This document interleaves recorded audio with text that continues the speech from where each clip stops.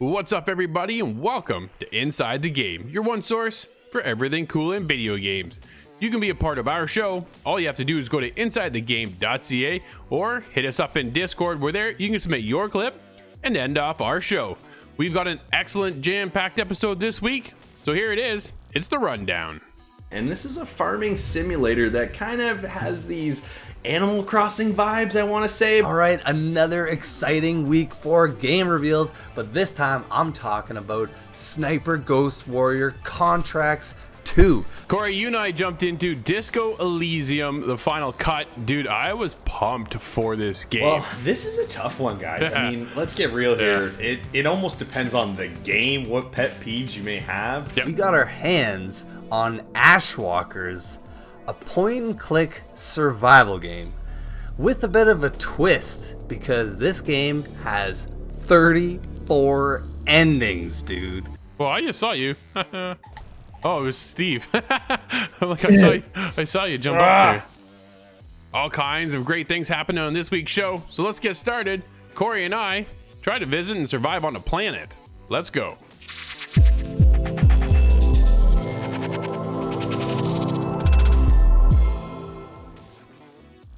Drew, this week we're farmers on a tiny little pocket-sized planet. Let's check it out.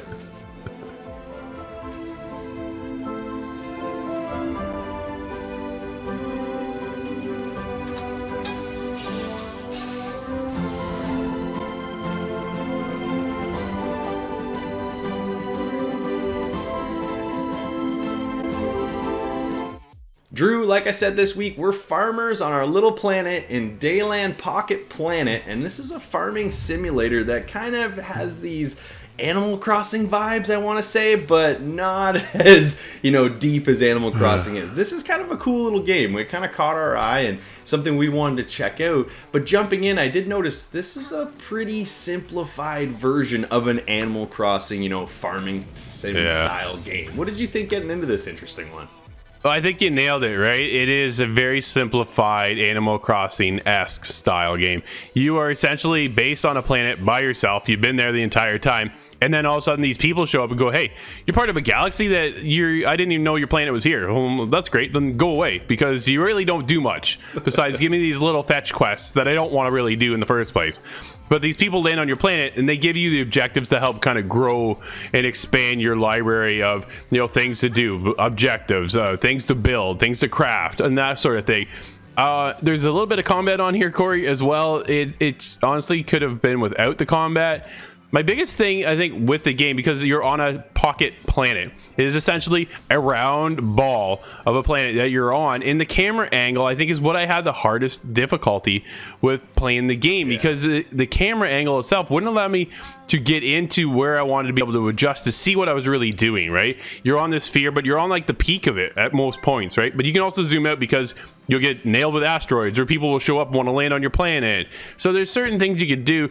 I did like the ability to kind of grow out and craft certain things, but dude, it's slow. Like, man, a lot of these games, Animal Crossing had the perfect pace, right? And we're going to compare that to this game because it's really similar, but it is essentially its own thing. But it wasn't enough of its own thing for me to really dive into the game. It's only, I have in it for hours, but at the same time, I wanted to be in it for more, and I wanted to go out and take my time and build up my resources, start crafting things. And the way they introduce these objectives sometimes isn't all that clear. I didn't realize I actually had to plant trees in order to get the wood. I'm like, I'm out of wood on this planet.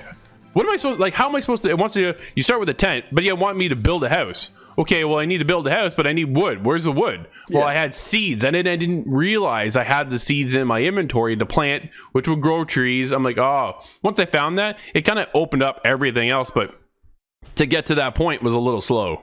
Yeah, just like you said, the pacing of the game is a little bit slow. It's basically you're gonna farm crops or different types of material to either give yourself the ability to upgrade certain things or build new parts of your house. Now that you've gone from a tent to a house, now you've got a kitchen in your house. So there's things you're always improving on, but the pacing comes into play. Whereas there's visitors that come to your island, so you'll get prompted on screen that there's somebody that wants to visit, and you get to pick where they land on your little island. You find a clear land landing, and they come down, and normally they'll give you a quest, or you'll get to hand in a quest that they've previously given you. And most of these people are also merchants. They allow you to buy different things, and you can sell stuff that you also have, so you can buy certain things. It's cool. The marketplace is there, and I like that aspect of it, but they're only there for 60 seconds. So you have to make sure that you get everything you need done, because they're going to take off, and you don't actually know when they're coming back. And that was my biggest issue. You'll get quests from a couple of these people, and then they don't come back for days and days. So I end up having to just sleep through days just so I can get them to come back and I can complete the quest. So I find that there's kind of some lost empty time there. There's not a ton of stuff to do on your tiny little planet. So you really rely on these quests and these people to visit and the ability to be able to trade with them. So the pacing is slow because you're just waiting for these guys. And then every once in a while, you'll have enemies pop up that you have to go fight. And like you said, the combat in this game was just atrocious. You're just pressing Y and you're attacking them and they attack you. And it's just, it wasn't done very well, right? We could have done without enemies. I thought the meteorites, the asteroid showers were actually pretty cool. They don't tell you how to deal with that when the first one hits, so you're kind of in a bit of a panic. And essentially, it just zooms out your planet, and then you get to rotate your planet and pick and kind of choose where these things are going to hit, or at least have the ability to dodge that they don't hit your crops, because I had that happen and it burns your crops up. Oh, and really? Yeah, and it's an absolute mess. The nice thing with the meteorites is that you can just farm them after they've landed already, and a lot of times they have useful things in them. So it was that was kind of a cool little interesting aspect. I like that idea. There wasn't a whole lot of explanation there why it was happening or how to dodge it, at least from the beginning. But again, this game's simple enough that the first couple of fail attempts, you're going to be able to turn it around and get it right the next time. But again, outside of fetch quests and people showing up, man, there isn't much going on this tiny little pocket planet. I had a tough time sticking with it just because I felt like it was kind of empty. No, absolutely. I agree. Right? You just have this downtime, and just with Animal Crossing, I always felt like I had something to do. There's always some kind of objective to kind of go out and set my goal. So I made sure I wasn't just sitting around. And when it comes to these kind of games with a farming sim, you don't want to be sitting around all the time. Otherwise, I'm just going to put the game down, right? And that's what we kind of essentially would do. Or you go to your house and you would sleep. And you just sleep to waste the day away in order to get to the next day so someone would show up. Or your trees would grow further. Or your crops would grow quicker. Or, you know what I mean? So you're just kind of fast forwarding the game a bit. And it's unfortunate that there wasn't enough. I would have liked to have seen a bigger planet with more objectives to do. I think that would have helped balance out the game. It is Pocket Planet after all, so yeah, it could be, maybe it's just meant to be played in bite-sized chunks. So you're in, you start doing a couple things, but it doesn't pass the time when you're out of the game. So it's not going to carry things on for you. You got to be in the game. So then what do? You sleep through it instead. Yeah.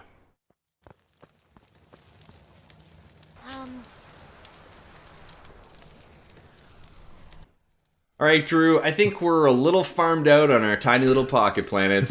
If you have to give this one a score out of 10, what are you going to give it? You know what? It wasn't too bad. I enjoyed my time with it, but there was definitely some downtime, and the combat wasn't exactly the highlight of the game either. I do enjoy going out and gathering those resources and crafting and learning the new ability or my next goal kind of thing. So that to me is always a good time. Very chill, very basic, right? And that's not necessarily a bad thing. For me, it was a good time. I mean, with me, it's a 6, buddy. You know what? I'm kind of right in the realm too, man. I think this is a simplified farming sim, and I think people that haven't played these types of games, whether you're young or old, this is an easy one to jump into. You don't have to commit a ton of time to it. It's about $25, which is, I think, maybe a little high for what we're getting here. But again, certain people are going to enjoy this game. It is fun. It's chill, like you said. I think I'm going to give this one a 6.5. Nice.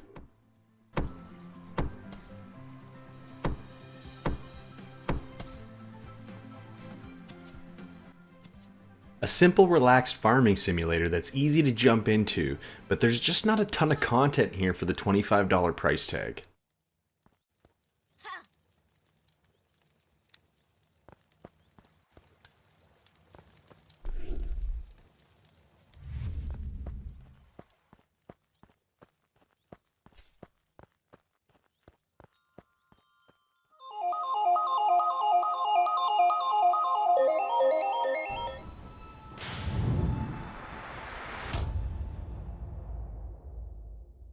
If If you're an AC Valhalla fan like me, you've no doubt been waiting for the first big DLC expansion drop, Wrath of the Druids. This one looked really, really cool. It was going to be kind of an exciting, kind of new territory to check out. We didn't have a ton of details, but it was supposed to be dropping on April 29th. Well, Ubisoft has come out and said that they're actually pushing it back 2 weeks to May 13th, which I know 2 weeks is going to suck, but we have been waiting a little while for it now. So, I mean, 2 weeks is hopefully going to help. They said it's going to be to deliver a more refined experience. That's their quotes. So hopefully that is what they're doing. It hasn't been said exactly why there's a delay. We're not sure if it's COVID related. Work from home is very difficult, especially game developing. So there has been a ton of delays, whether it's been AC Valhalla or any other game out there right now. There has been delays. So I wasn't totally surprised to hear this, but at the same time, it is a little disappointing because a lot of people have played through the River Raids. They have played through Astera season already. So they're waiting for that next new thing in Valhalla. They're chomping at the bit. So it would have been nice. We're gonna have to wait 2 more weeks, but honestly, if it's going to give us a better experience overall, I think it'll be worth the wait.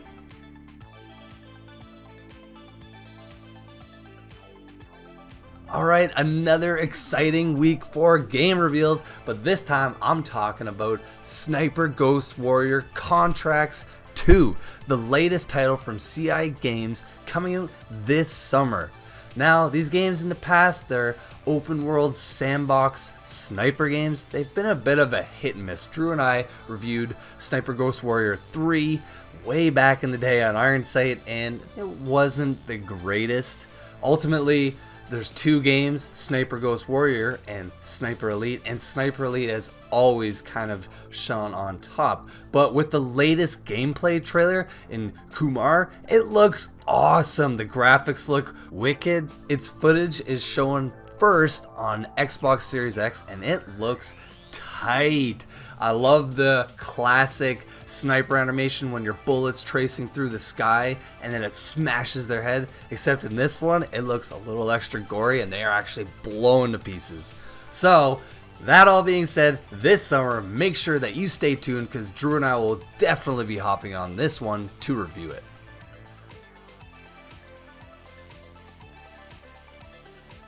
Now, if you own Amazon Alexa and you also have an Xbox One or an Xbox Series S or X, then you'll be interested to know that Microsoft and Amazon have collaborated together that soon you'll be able to download games from Xbox Game Pass by using Alexa.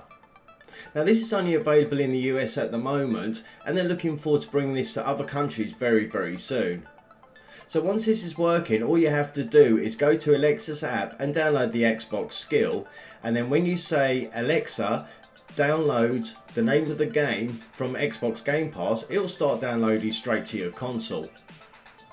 The Xbox Game Pass skills works on all Alexa powered devices including Echo smart speakers, Echo Buds on smartphones through the Alexa app, or even in your car via Echo Auto, but you need to enable the skill first. Microsoft is Amazon's first gaming partner to launch the new Alexa Direct Download feature, and it arrives just weeks after the new Alexa app debuts on Xbox.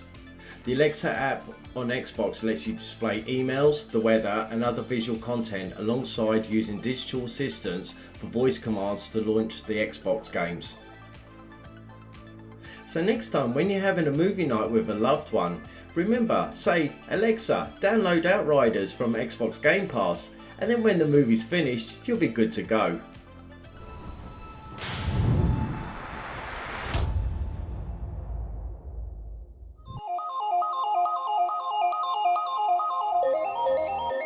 Did you know Scott and I are live every day, Monday to Friday, over on twitch.tv/theofficialITG? That's right, we're live covering the hottest in gaming news from around the industry. Our brand new show, ITG Daily, is there to break it all down with you live. Make sure you swing by or find us later on TV streaming services, podcast services around the globe, YouTube, and of course, InsideTheGame.ca. We hope to see you there.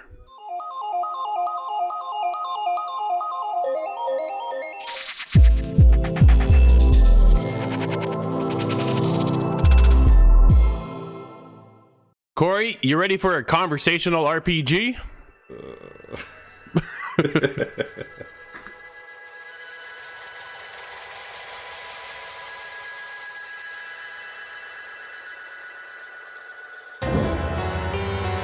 In the great city, at the end of the world, there's a dead body behind the hostile cafeteria. And a strike that's about to become a war.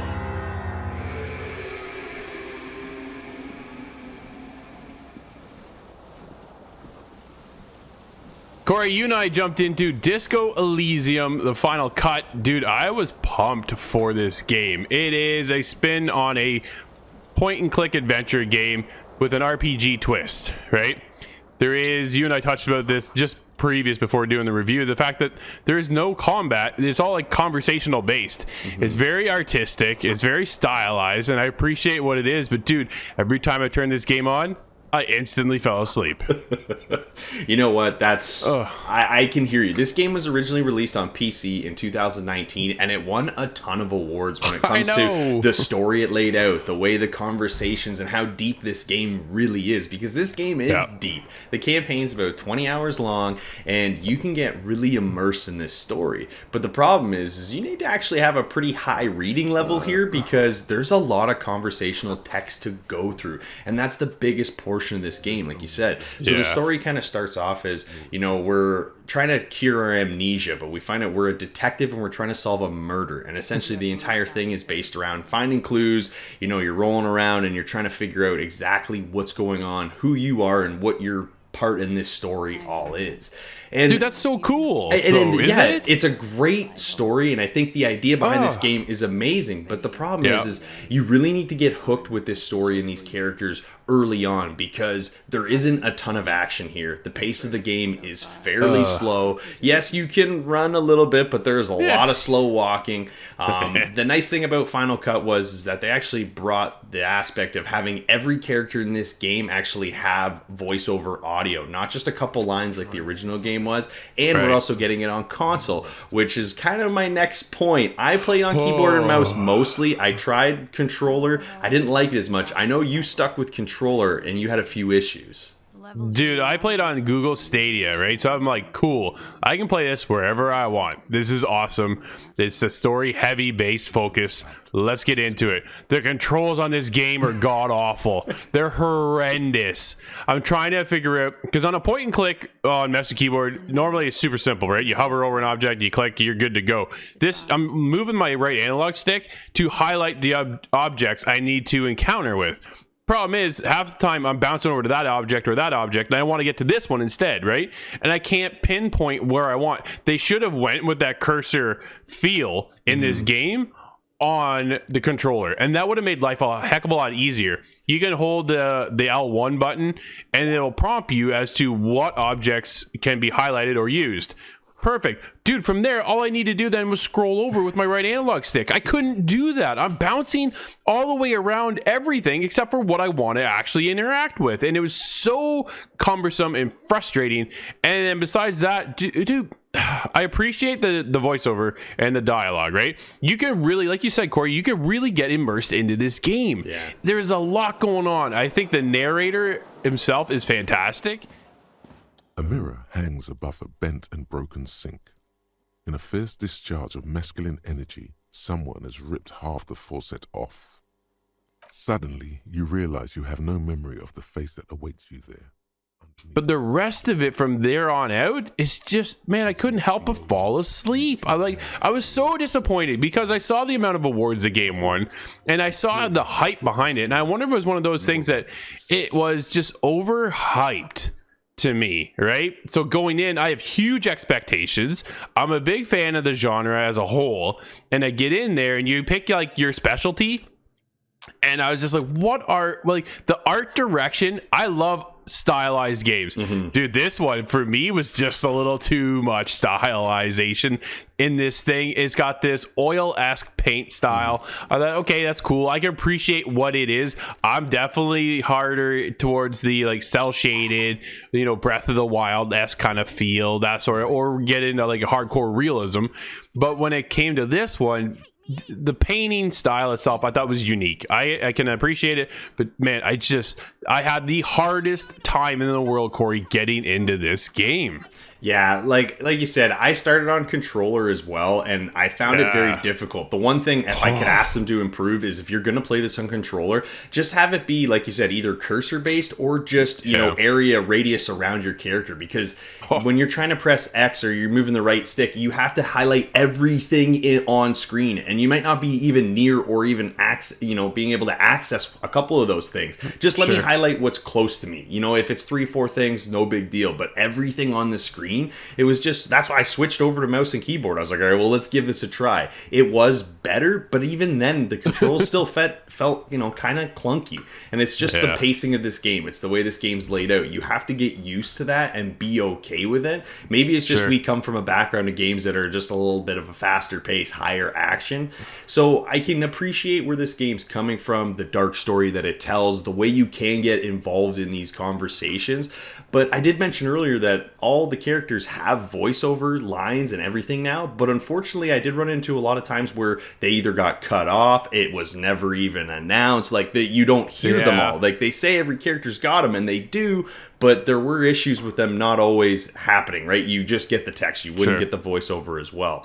So that was a little bit of a hindrance too, because I encountered this early on in the story, so I wasn't as immersed as I would like, because the voiceovers were done well. I thought, like you said, the main narration was amazing. That guy's a popular jazz artist, actually, so that he's got that voice, and you can tell, right? So it's very cool. It's one of these things where it's just it's nice to hear, and it allows you to get into these games. But I had a tough time, man. This one was slow. Absolutely. It's got a story, but it's going to take some time to get into it, and unfortunately I don't think everybody's going to want to invest that time. Not at all. Abort. You clearly have not thought this through. You won't like what you see there, and you will never unbecome it. Corey, I think I woke up, so I'm ready to review this one. Let's give it a score. For me, I'm jumping in because, like I said, it was so hard, dude. I fell asleep through every time I turned the game on. You know, we play a lot of games, and when you get to the game that's so hyped like this, I'm looking forward to it. It was so disappointing to just fall asleep, and you turn it on, man, I gotta... You know what I mean? And I didn't want that going into this game, and I tried to push through it. It was one of the most difficult games I think I played this year just because of how slow-paced it was, and I'm putting it at a 4. You know what? I'm a little bit higher than you. I can appreciate what this game was trying to deliver. I think fans of the original game are really going to like the final cut. They're going to like some of the things added in. But even then, there's no change to the story here. So if you've played it once, you've played it once. You've had it, you've played it all the times you can play it. So there's not a ton of replayability here. I think it's a real 50-50 split crowd on this one. I got to give it a 5.5. It's been a whole week already. Behind the laugh, however, a touch of sorrow. A deep dialogue-driven RPG with well-done voiceovers and lots of characters to interact with, but the slow pace and long conversations may have you tapping out early. You prove them wrong, or lose your mind. Disco Elysium, the final cut.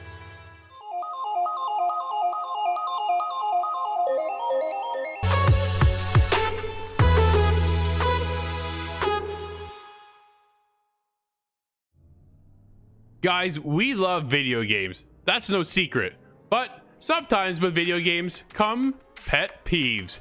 Corey, what is your biggest pet peeve in the world of video games?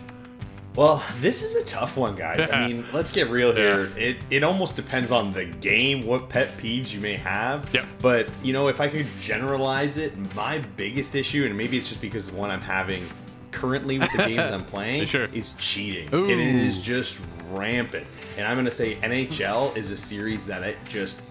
it lights on fire, man. There's glitch goaling every single year. And, they try to improve the goalie animations, and they improve this, they improve that about the game. But the one thing they don't fix is glitch goaling. There's always 3 or 4 goals that they can score every year, no doubt. And it takes the fun out of the game, right? So it's tough. It's something I'd like to see, development companies try to crack down on more. And I know it's hard, right? There's so many ways to get around games, especially PC gaming, right? There's so many ways to glitch and cheat and things like that. COD is really bad for that right now too. I know they do tons of bans and they're trying their hardest, right? But again, it's a huge game with millions and millions of players, so there's always going to be people looking to take advantage. And it's just, unfortunately, sometimes you jump in a lobby with 150 players, you don't stand a chance, and you don't even know it yet because there's a guy that's cheating and he's going to drop 70 kills in that match, right? So it's just, it's crazy to think, but it's the truth, right? So if I had to nail it down, one thing, man, it's just cheating right now is killing me. Oh, man. What about you, Nate? Cheating, dude, that's a good one, man. Yeah, for sure. You know, when I was a kid, like really young, and I was playing StarCraft, you know, I would use the cheat codes like show me the money, because I was a kid and it was playing by myself. Yeah. Never in my dreams would I have the thought that, like, you know, oh, I'm gonna cheat to be better than people in real life. Like, I'm sorry, but I hate it. I hate it, and don't watch our show if you are one of those people. But anyways, all right. My pet peeve, man, is dialogue. Man, in video games, so you're in the middle of a conversation, and Bethesda, unfortunately, is notorious for this. But you're in the middle of a conversation, and then another NPC walks in the room, and then just starts talking about his tale about him getting an arrow in the knee. And it's like, I'm trying to focus on the main dialogue here, because you can't re-listen to it. That, like, so I'm going to kind of do a couple things with dialogue, but man, that is probably the number one. Nothing I'd like to talk. It is not surprising considering Morrowind's violent. I understand Daedra worship is becoming increasingly prevalent in the Somerset Isle. The altar. All visitors to the Imperial Palace are asked to keep their voices. And the other thing, man, is, you know, you're walking and you're in the middle of a deep conversation with your other NPC, and then boom, black screen, cutscene, cuts off right in the middle of your conversation, right at maybe one of the more important details of the story, and boom. You know, I wouldn't have recognized this forest if you hadn't said. I don't know how many games do this, man. I just reviewed Ashwalkers. Again, this was one where they did this a few times with my playthrough. I recently started Dragon Age Inquisition. Countless times, I'm like, okay, I just gotta stop moving and just sit here and listen, which kind of takes away from the game. But all right, enough ranting, Drew. What about you, dude? You know, you guys got both pretty good valid points. I got nothing near there. Mine is just more of a personal pet peeve. Because if you know me at all, Nate, and this, I knew you would know this, okay? But when you're in a party and people chomp when they're eating, I can't stand it when they're eating in my ear. And then it carries over too, because in games, what do you do to heal? You eat something. So why do they insist on having a chomp mechanic in the game, right? Immortals Phoenix Rising, to heal, you chomp.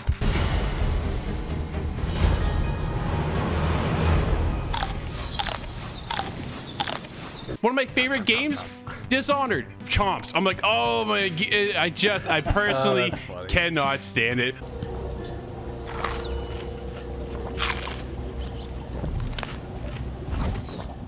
One of my biggest pet peeves in video games, for sure, is the chomping sound, because I hate listening to people chew their food. But that's definitely a personal taste of mine. That's hilarious. That's great. Yeah, that's where I stand. Let us know, what do you think of pet peeves, and what's your biggest pet peeves in video games? Hit us up at InsideTheGame.ca. Just around the corner from here. It's only a matter of time before there's some real trouble. What's really too bad is it'd be a nice spot for a new settlement. In fact, I know some folks that'd love to set up there if it was safe. If you could make sure the old workshop there is still in one piece, anyone who decides...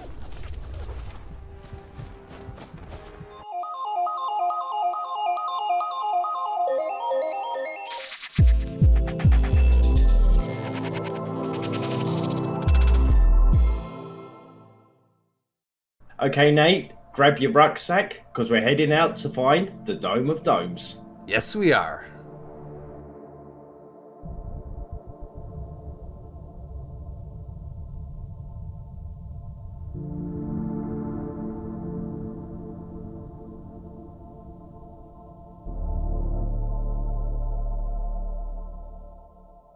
Alright, Steve, this week we got our hands on Ashwalkers, a point-and-click survival game with a bit of a twist because this game has 34 endings, dude.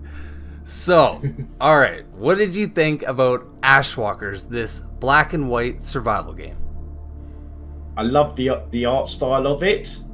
It was very engaging. Like, it is just text. There is no voiceover. It is text, but it's not too much in your face.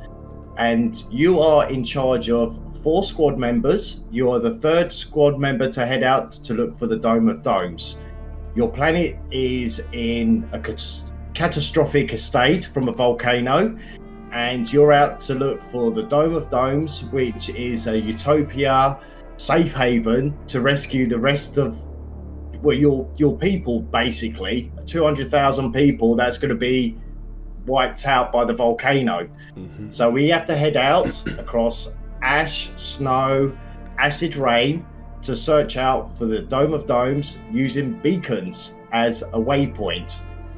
And it, like you said, it's just a click and point, but there's not much adventure going on really. It's just moving forward. It's very limited on the where you can look and head out.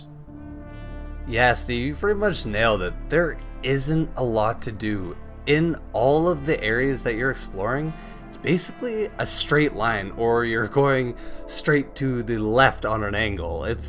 There's nothing to it. If you try to go and explore a little to the left to gather some of these supplies that you need, there's nothing there. It's just there's an invisible barrier that just stops you while you're walking. This, I thought, was a little frustrating, but what I think the developers are going for is you to just straight up press through the story. Since there are so many different endings, they really just want you to kind of get from point A to B without having to worry about that. So I kind of agree with with the direction that they went, but again, it kind of leaves you feeling a little bored at times, because man, sometimes you get in this huge open vista and there's nothing, man. There's not even like some bit of lore, because that's another thing in this game. Everything is just a little blip. It's like a flash, whether it be some sort of lore that increases your encyclopedia or whatever to learn about the world and the story, or it's bandages or wood or food, because that's basically what this game, you're micromanaging 3 things: food, your energy, and cold. So with micromanaging these things, you're really just left finding these supplies, dude. Yeah, exactly. And I just found, like you said, just pressing through the game, you get little highlighted bits, which is the resources that you click up, and it will give you either 3 like chicken legs or something for your food, wood for your fire, or medikits as well. But your energy, because all this walking, your energy does go down quite a lot. And again, you will come across other things to interact with that's in your path. It could be a creature, it could be a person, and they're not depicted very well. It's just like a black silhouette of anything you come across. So, and then that's where the decision comes in, because you have 4 characters. You have Petra, who's the captain. You have Sin, who's the warrior. Callie, who's the diplomat. And you have Nadir, who's the scout. And they all have their own special unique ability. And that helps you in decision making of what you want to do. Like, you might want to fight the creature, then you might go for Sin, who's the warrior. But then you might want to go for the more diplomatic approach of we come in peace or anything like that to interact. And who you use, Callie, who's the diplomat. So I like the style of that, of depending who you decide on. But like I said, your energy and everything just goes really quick. And I found the resources didn't last very long either. No, man. They really, like, your decisions are essential to your resources of this game, because you'll come across a pack of wolves, and do you fend them off with fire, which in that case it feels like this is going to guarantee your safety, but you're going to burn through some wood, or do you try to hide from them? This game, honestly, I just loved that it kept pushing me forward. I'd enter a new area and there'd be, like I said, some wolves, and after this encounter it just left me wanting to push forward, because this game, unlike a lot of other games, the text, in my opinion, was masterful. It's sometimes a sentence or two, or just a little paragraph, instead of like a lot of these other survival style games. Man, just like you read an essay sometimes, because it's all just no voiceovers and straight up dialogue. This one was just written masterfully, maybe not paced perfectly, but I just honestly, like, for the first couple playthroughs, it really just, I was pushing forward the entire time, because it's about what, 2 hours, I'd say, for about an average playthrough. Yes. And going back to like the campfire as well, because when you actually get to rest and start your campfire, you have all your 4 characters with all their energies and stuff like that, and you just pick a chicken leg and then put it over the character to build up the food or stop them getting hungry. Then obviously you have to have wood for your campfire, and you can put up to 3 bits of wood on there for the full heat. But the other bit I thought was very clever was the scheduling. Because you can have, if your character is getting tired, you can put them into rest mode to sleep. You can send them out to look for food, or even just to scout the area in front of you. You can even have conversations with your 4 characters, which I thought was very clever, because it gives you a bit more of an insight and makes it a bit more personal of the characters when you just see them talking and reminiscing about old times as well. Yeah, and which I thought. And it really, it has sometimes this positive effect where they do, they're reminiscing, but then other times, it has this negative effect. Some characters, I feel like they don't really get along as well, and sometimes they try to share their food, and then I just end up losing one food because they tried to share in this crazy weather that we're living in. So, man, sorry, go ahead. Yeah, I was going to say, and I like the corner as well, like the weather. It will say acid rain, or if it's snowing, or if it's just ash falling. And like I said, the graphics of it, I think it really suited the style of game. But there just wasn't, for me, enough content, I don't think.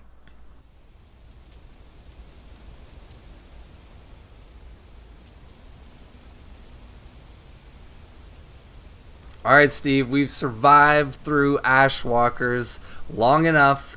What are you going to score this game on Steam? I love the graphics in the game. The texting was awesome. I just felt it missed a little bit more content for me. So I'm giving this a 6. All right, man. I'm actually a little higher. This story really just drove me forward. And playing a lot of games like this, having me just wanting to play and just read through the dialogue really means a lot for me. So 7 for me, man.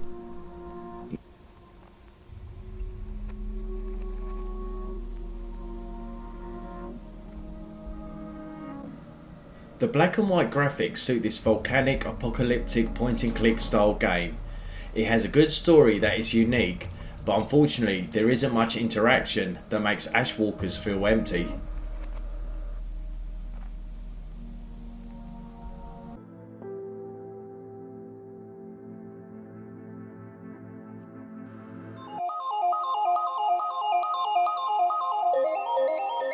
The guys and I were live this week over on twitch.tv/theofficialitg. We were playing the new Spellbreak. New game mode is out, and we thought we'd test our skills. Are we as magical as we thought? Let's find out. 2 objectives in enemy hands. Oh. Going straight for the moon to cap. Yeah, I'm heading there now too. They're on sun right now. Okay. Oh, crap.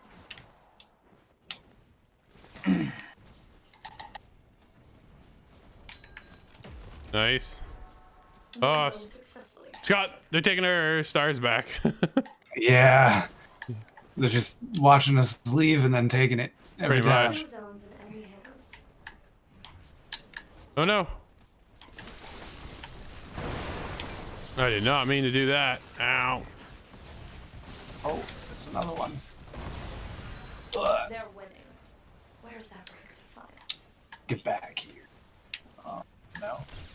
I lost that one. It's all good. You're taking the sun back, maybe. Oh, it's gonna be close. Come on, come on, come on! I got it. I had one of them and whatever. Yeah, man, of course he's exiling me. That ain't cool. They get more points for doing that too, right? They're taking moon, right? Yeah. Yeah, I'm heading to the moon right now. He's right here.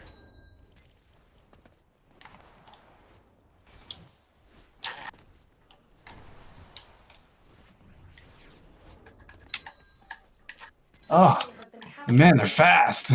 We got this. I got guys on sun. Oh, there's 2. Oh, it's so close too. We got 2 to 3 zones. Yeah, they're up 129 to 118 though. Yeah, I saw that.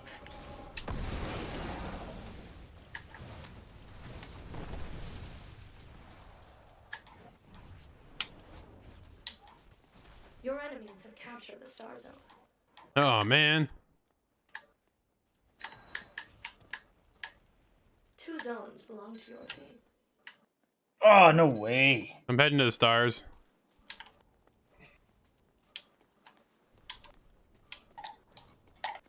There's a couple of them on this sun one, or the star one.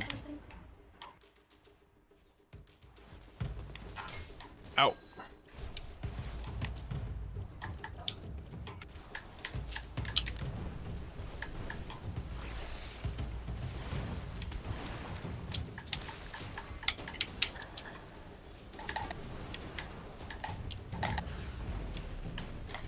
Whoa. Right next to you, Corey. Whoa. Got him. Nice. Good job, guys. We gotta take this one. Oh yeah, absolutely. Nice. Oh, it's gonna be close. Oh. Oh no, I'm frozen. Sun zone captured by the enemy team. Oh no.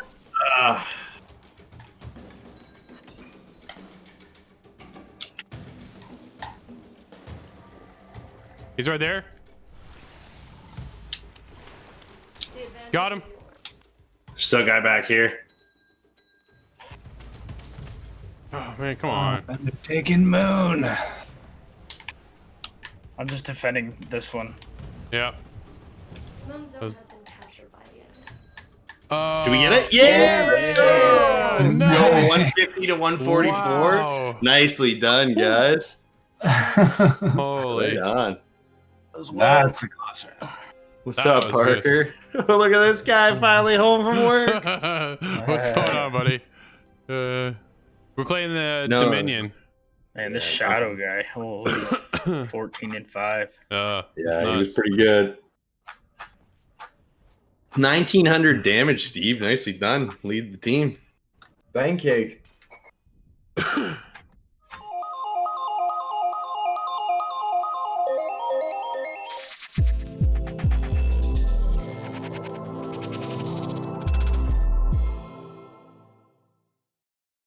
Alright, Drew, we're about to review cut screen, load screen, black screen, disconnect.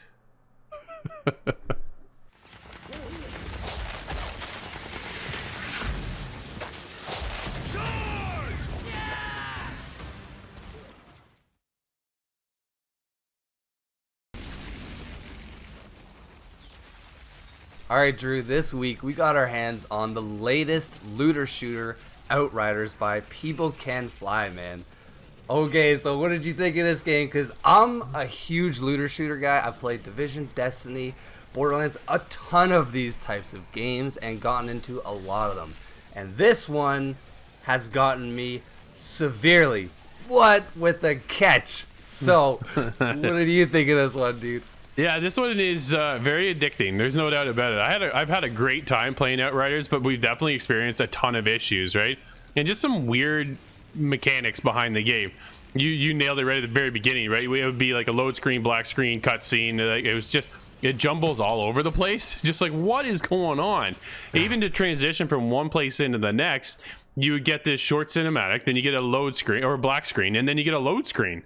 and it's just this constant within the game itself. It could have been a lot smoother, but the core gameplay is really what keeps me going. Dude, these abilities, these powers, these upgrades, the gear that keeps dropping. Now the gear looks very similar, but a lot of the guns all look the same right now. When you kind of are in the early stages, you can really mod and customize it as you kind of get up in the later levels, which is awesome. But at the same time, dude, a rusty gun is one level, but then you get into like the blue gun and it's just a polished version of that gun, like, you know what I mean? So the assault rifle is my kind of my go-to, is that just looks the same every time I get a new one. I'm like, okay, cool, very similar, different paint scheme, right? There's no different like actual physical attributes to it, and I guess that's kind of what I was hoping for the most.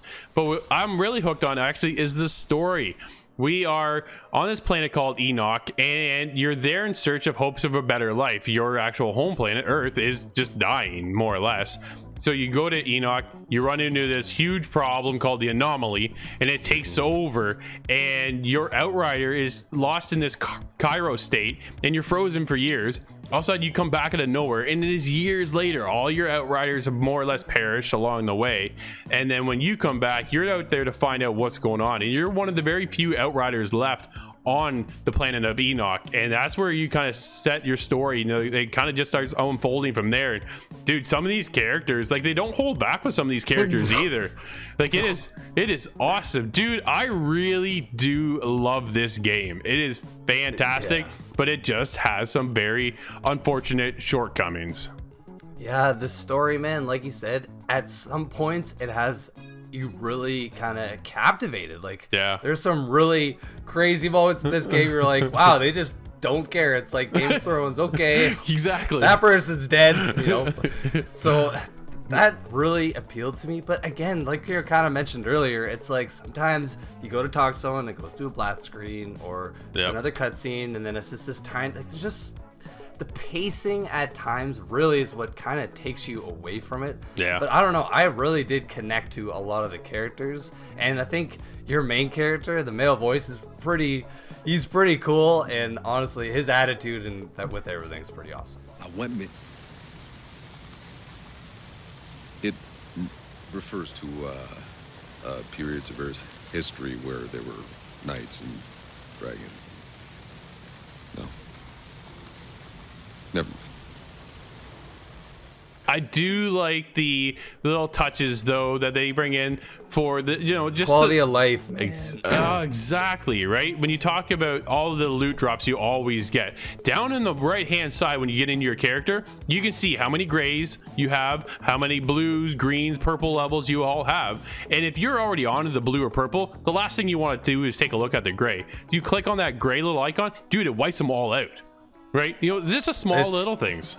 It's awesome, man. Even when you're walking around, if there's a piece of gear on the ground, you could simply just equip it or disassemble it right then and there, man. Like, these little things is what so many looter shooters absolutely just miss. And it really, again, it just kept me pushing forward, because again, with the loot, dude, there are so many perks in this game, and some are just, it's like, how is this allowed in the game? I don't know, but I'm gonna use it because it's crazy.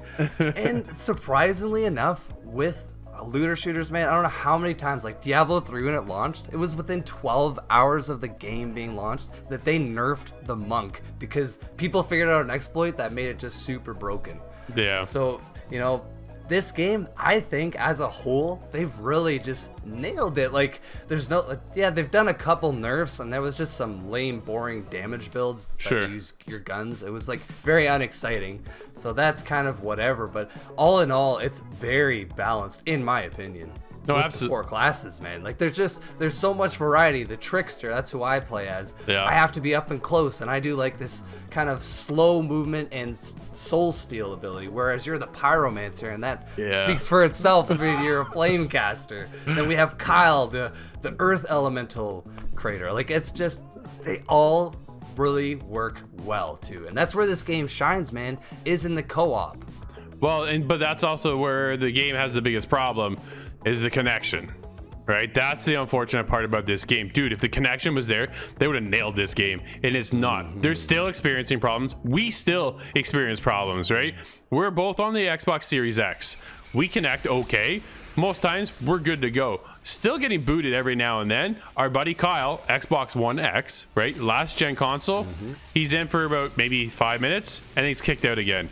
Over the course of what, an hour? The one hour and a half, man. Hour and a half. He spent 20 minutes playing with us, an hour and a half, and this was not even. This is after a couple of their patches, so exactly they have some serious work to do.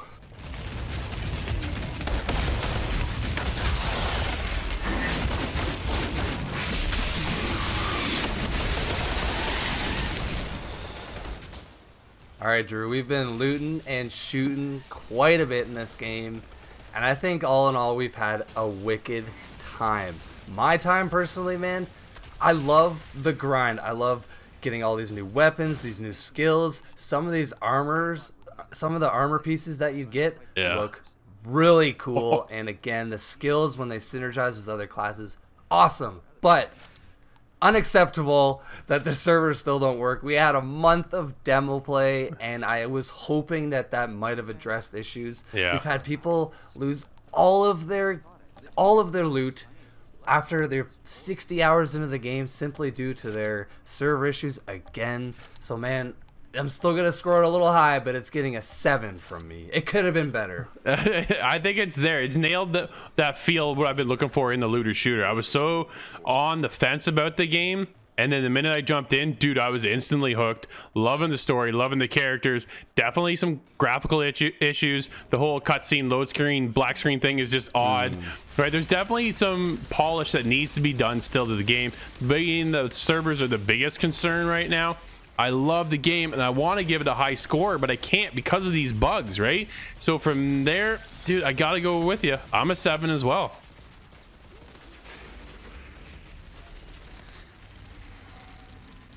Outriders excels massively in its core gameplay with the continuous upgrading of gear and wicked skills to unlock, but falters severely with technical issues.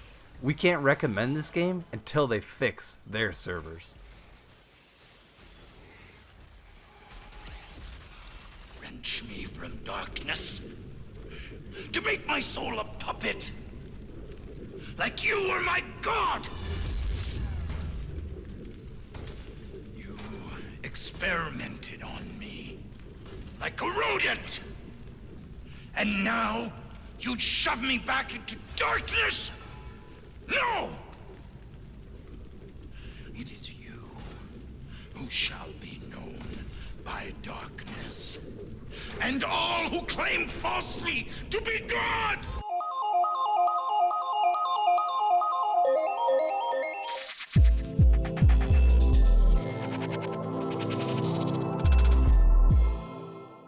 Nate, we're jumping back at something Corey and I looked at a long time ago. Let's check out Vigor.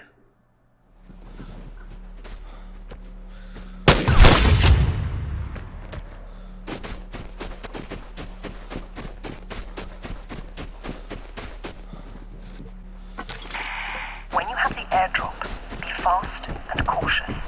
Outlanders. Nate, you and I are checking out something that Corey and I took a early look at with Game Preview, and we're checking out Vigor. We're jumping back into the creators from behind DayZ, Bohemia Interactive, and you just mentioned to me that they're actually on Season 8. You never jumped back in or jumped in early when Corey and I did, but we're taking a look now because, man, there's been a lot of changes going on with Vigor, and all, of course, for the better. When Corey and I first took a look at it, it's pretty basic. Everything was centralized in your house.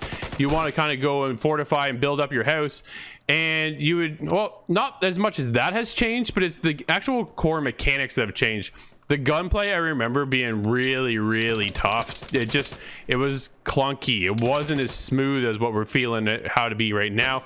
The gunsmith workbench area has completely changed. It's now actually out of your house, which is, I thought, was pretty cool. But a lot of the base game is still really there, and that's what they built on to what we have now, and the latest battle pass, which is just an interesting take on this free-to-play game as well.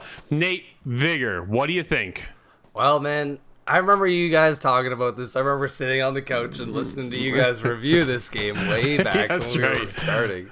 But it sounded really cool, but you guys, you know, it was like it was buggy, and I just kind of stayed away from it. But as of late, I've been kind of getting into these battle royales, and what really got me into it was Vigor, man. I was like, you want to know what? I'm gonna download this game, and this really tough, tight shooter, man, is just awesome. Like I'm constantly catching myself playing it over and over again. The idea of you going out trying to either kill people or trying to play stealth and just gather a bunch of resources, then to bring them back to upgrade your base, there's something very satisfying about that. And man, when you get kills in this game and you end up with a nice purple or gold gun, it's like, yeah. No, it's definitely rewarding, and that was the biggest draw to the game, was to go out, gather up the resources. Like, this isn't just a survival game, right? This is a survival battle royale. It really took two genres to a different level for me as well, because kind of how I put it. We play a lot of survival games alone, where you go out, gather resources, come back, build your base, blah, blah, blah, right? Then you go into battle royale, a whole separate genre on its own. Here with Vigor, it's actually a mix of the two, and that's the biggest draw. Go out, you want to get electronics, you want to get nails, you need to get wire, you need to get fertilizer. Like, there's a list of stuff to get, and then you bring it back and you help, you know, clean up your house, your shack that you initially start off with, and then you get to this other level now. Dude, like, my house is looking pretty sweet. Man, there's no doubt about that. I'm level 13. I maxed out my base. I've got over 100 base upgrades. Like, I was grinding this game a lot, man. And it is really satisfying. You know, you have tarps over your kitchen and stuff, and then you have this nice immaculate place by the end of it. And what's kind of great too is, since this game, the shooting in it is so, you know, difficult, they have a shooting range, man. You pick up a weapon, you can simply, after the match, just walk in there with it and then shoot a wide variety of targets, whether they're really far or really close. It's just really accessible like that, because man, like I said, these games are tough. Like, this game is tough, dude. You're gonna die. I'm sure we will. The Battle Pass 2 is very unique because a lot of the tiers are absolutely free. You can grind out the game as well. That's not something you normally see in a Battle Royale game, right? You need to get the Battle Pass in order to get the good loot. That's not the case with Vigor. Get into Vigor. It's definitely worth your time. Check it out. I highly recommend this one. What about you, Nate? Highly recommend it as well, man. With such a giving Battle Pass, the free tier Battle Pass is what gives you all the actual in-game loot. The paid one is just cosmetics and some extra currency. That's pretty, like, that is very generous, man. They give you almost 1,000 crowns for the entire battle pass, and it costs about 600. So that's pretty great, man. I love this game. Check it out, everybody.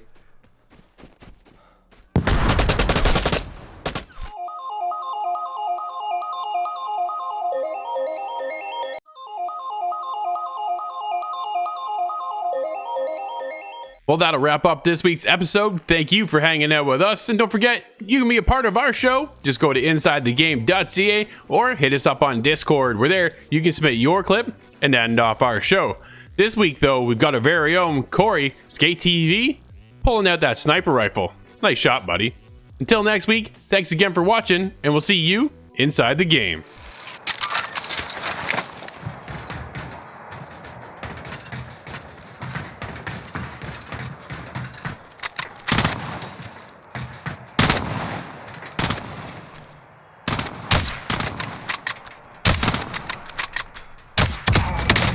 Bounty target is down. Well done.